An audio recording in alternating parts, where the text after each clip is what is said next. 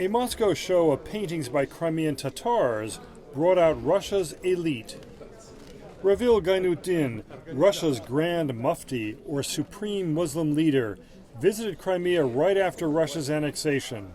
He welcomes Crimea's 250,000 Tatars into the family of Russia's 20 million Muslims. Я очень надеюсь и искренне молюсь. I very much hope and sincerely pray that in the nearest future we will witness a return of the Crimean Tatars to decent living conditions and representation in state-run public authorities and state institutions within the Russian Federation.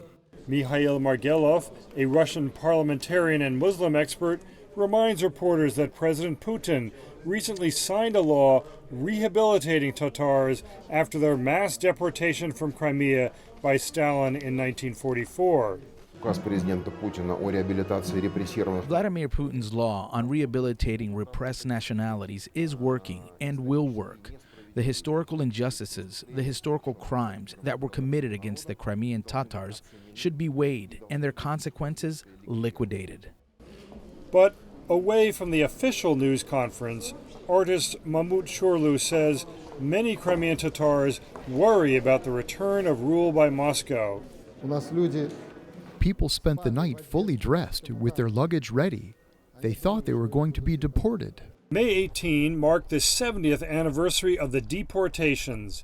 In Kyiv last month, there were memorials and a rally. Here, people carry a banner reading, "Crimean Tatars and Ukrainians are brothers." They chant, "Ukraine is the most important." Up to 15,000 Tatars left Crimea after Moscow took over.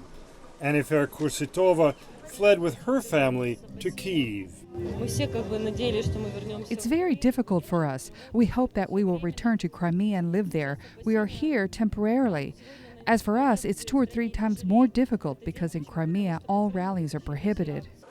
Mustafa Dzhemilev, the Tatars' leader from Soviet days, called for an end to Russian control of Crimea. I hope that in the nearest future, Crimean Tatars will have a new date to celebrate, that of the end of occupation.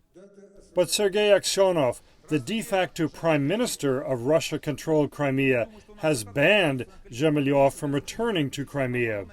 Last month, Aksyonov banned Tatar gatherings on the anniversary of the deportation.